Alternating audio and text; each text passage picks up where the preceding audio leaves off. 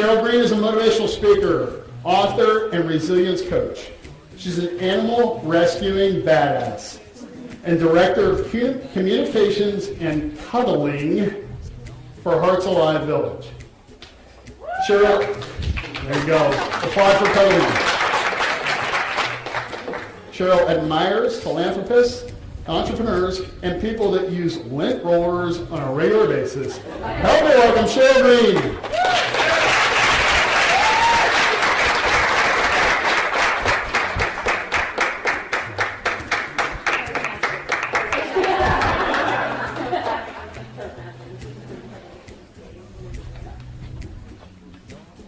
In 2010, I typed the end on my second novel. And I pushed the send button on the email to my critiquer. This book was special. While writers always put a piece of themselves into their characters, this book was a way for me to deal with an extremely painful and degrading experience in my life. The situation was exaggerated, the setting was different, but the main character, Lauren, was all me.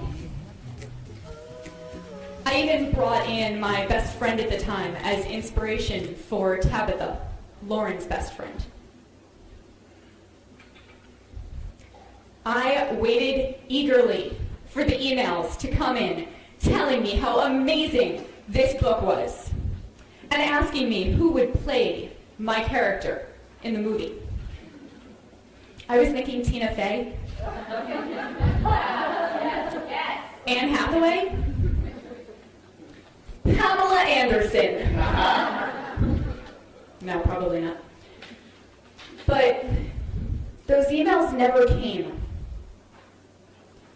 Instead, 2 weeks later, I found myself sitting in my living room with my friend Gabe, a cup of green tea in one of his hands, and a stack of notes in the other one.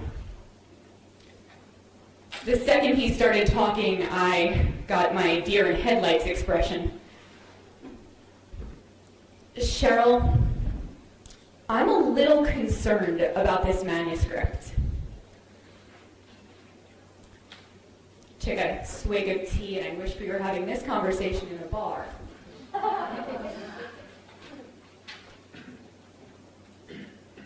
Your main character isn't the hero of this story.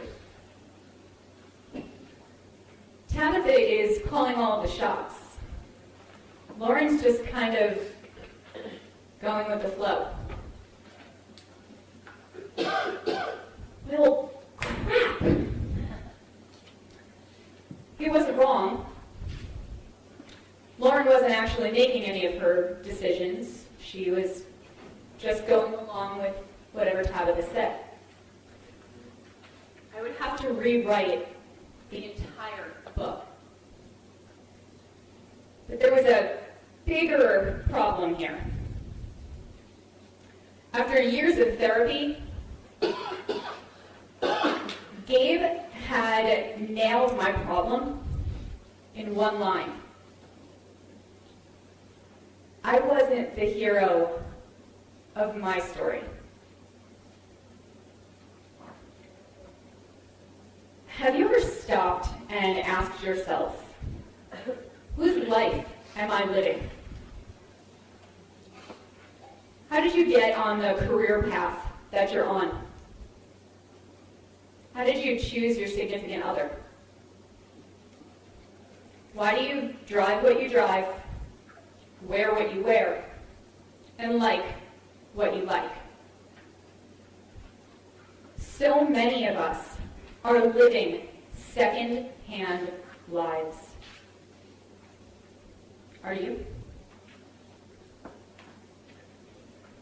What is a second-hand life? There's a couple of different signs or symptoms, such as if you put all of your energy and effort into taking responsibility for someone else, that's a second-hand life. if you don't know if your tastes are actually your tastes, that's a secondhand life. And if you are paralyzed by decisions because you don't trust your own judgment, that's a secondhand life. Any of that sound familiar? Let's go a little bit deeper.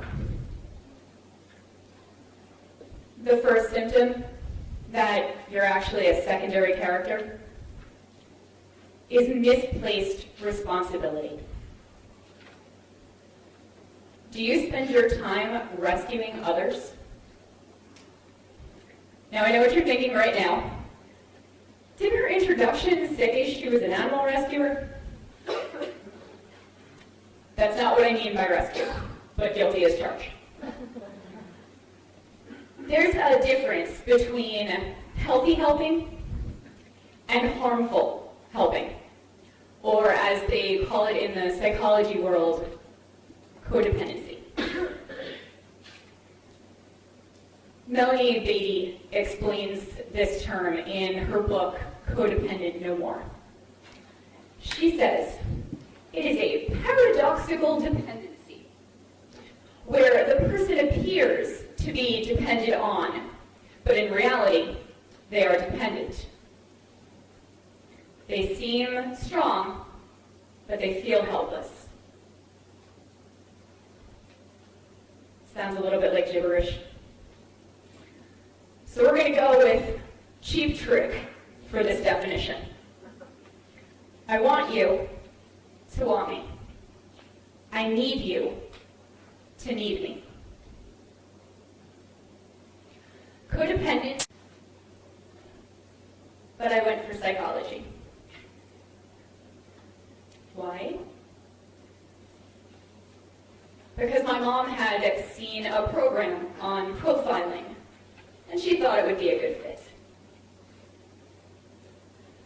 6-year education track, because someone else said so. What did you want to be when you grew up? And how does that match up to what you do now?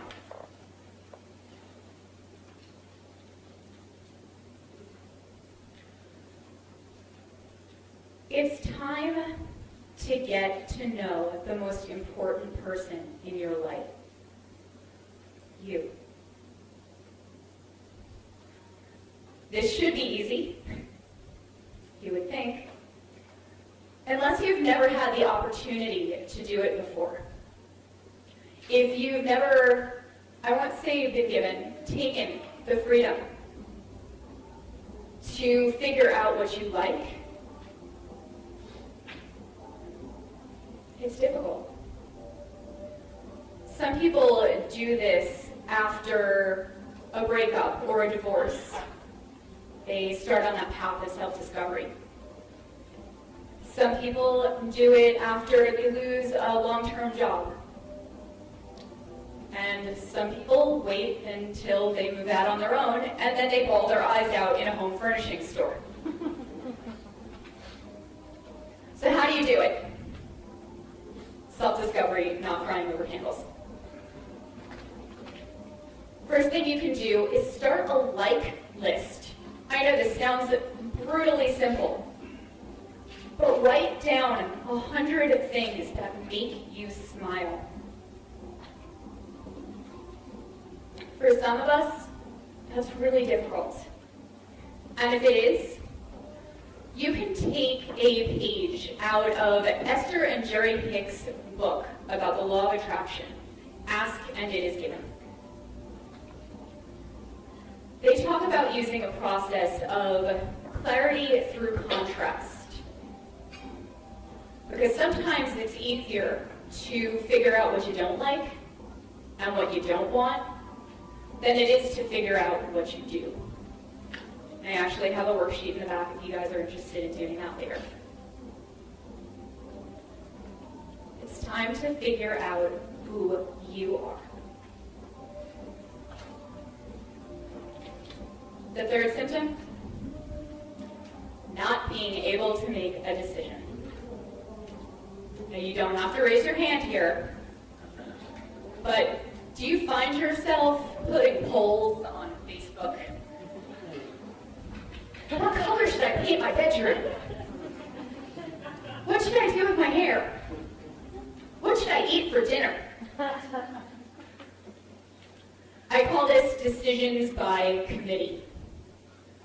And they happen because you don't trust your judgment. You don't trust yourself to make the right decision, or any decisions at all.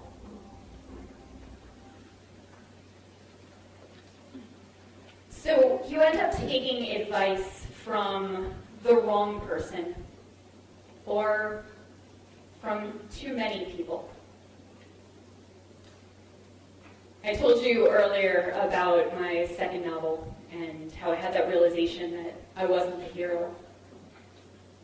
But I didn't tell you the whole story. I'd like to say that this was my grand wake-up call, and I did everything perfectly after that. Not so much. I just kept making mistakes. I sent that manuscript to 5 people. And I got back 5 different strategies for how to fix my book. And I took every single one of them. You should bring the problems in the book up to a boil instead of a simmer. I did. You don't write chick lit, you write mystery. You should turn this into a mystery. I did. You should add more characters so that the reader doesn't figure it out right away. I did. And on, and on, and on. I took so much advice and made so many changes to my book that it was completely unrecognizable. It was no longer me. Do you take too much advice? Do you ask too many people when you have to make a decision? Do you consult your mom and your sister and your best friend and your coworker and your hairdresser and the UPS guy and your neighbor's bulldog named Butch? When you're taught from an early age that your thoughts, your emotions are inappropriate or wrong, you lose faith in yourself, in your ability to reason, to make decisions.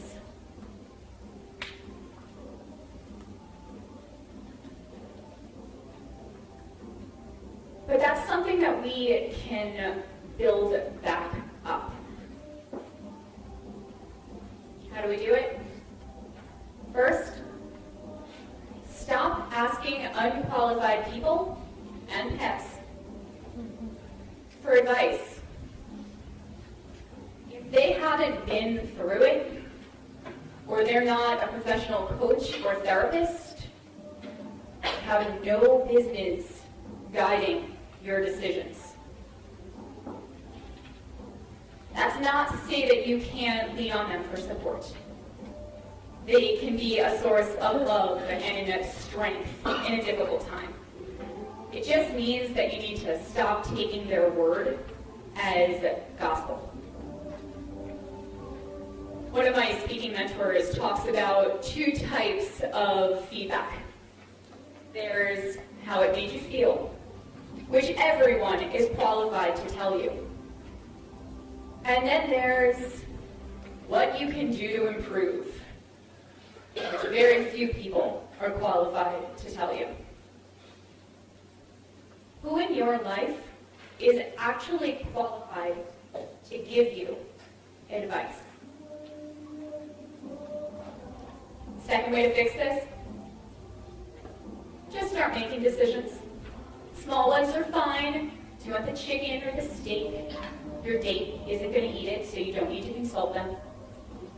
Do you want to wear the red top or the black top? I assure you the color of your shirt will not start the next World War, so just make a decision. The more you practice, the more decisions you make. It's like a muscle. You'll strengthen it. You'll strengthen your faith in yourself. And you'll start to live your own life. Now, I promised to tell you how that first marriage ended. If you had met me in 2008, you wouldn't have recognized me. I moved out to Vegas in July, just 9 days after bailing my now ex-husband out of jail. His crime? Soliciting a minor online. I left North Carolina to escape the news vans that were sitting outside of my house every morning, trying to make my private shame public.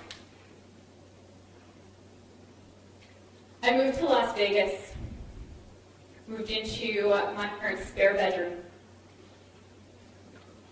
I was going through a divorce, a bankruptcy, a foreclosure on my house. I had no friends, I had no job, and I was living with the shame of what he had done. I would cry myself to sleep every night, asking, am I ever going to feel normal again? Am I ever going to be happy again? I would live for the 20 seconds every morning when I would wake up and forget what had happened. But slowly, my eyes would adjust to the foreign bedroom, and I would realize that it was all real.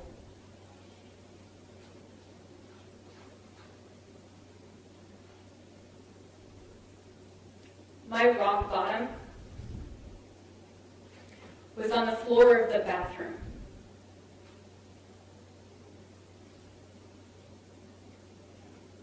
After months of therapy, where the therapist said she wanted to just go over the same things: the crime, the divorce, my shame.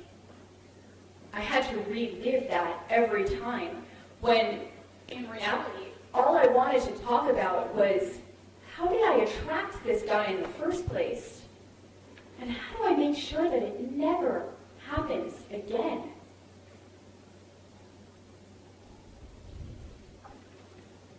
The depression got worse and worse, to the point where I couldn't get out of bed in the morning.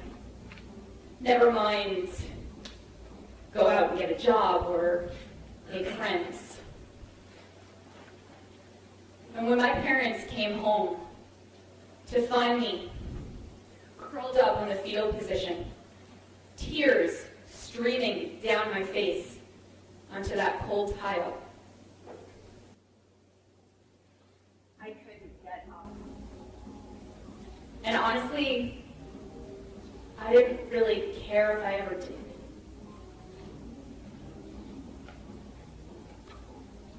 I never contemplated suicide, but I would have been grateful for an end to that pain. My stepmom, Linda, held out her hand, picked me up off the floor, and said, "Sheryl, this isn't you."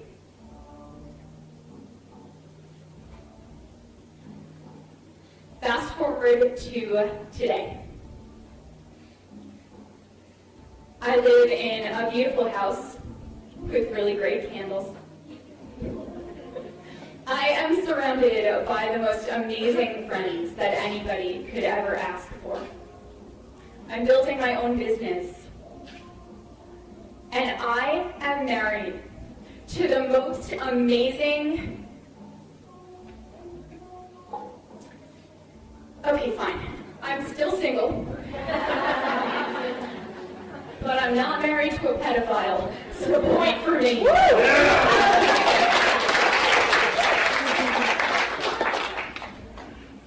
So how did I get here?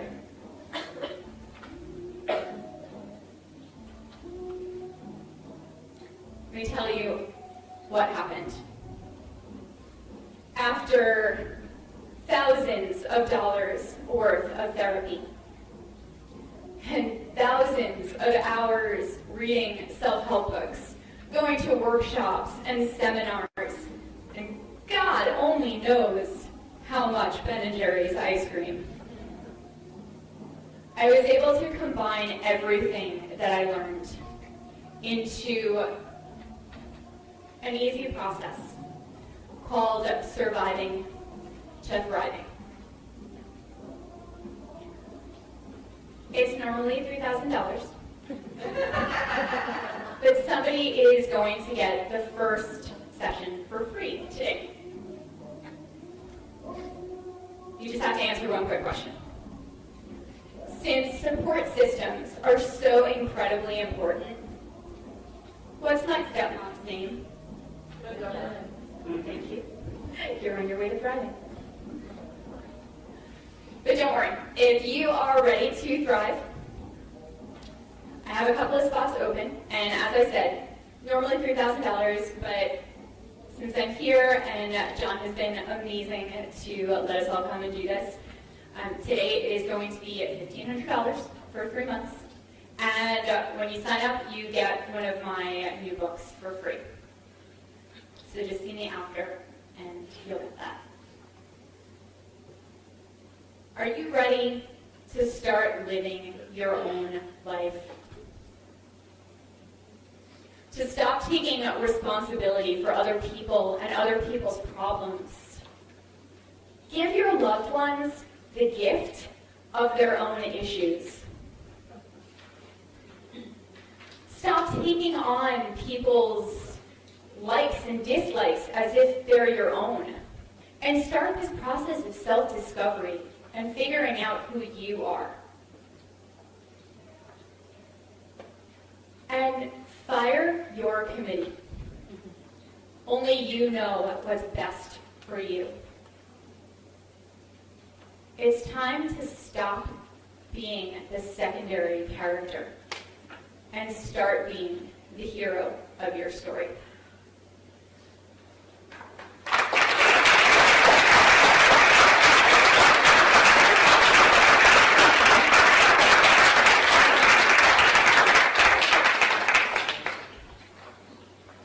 Thank you, Sheryl. So, as you can tell, I hope you can see that this conference is all about authentic stories, and it is.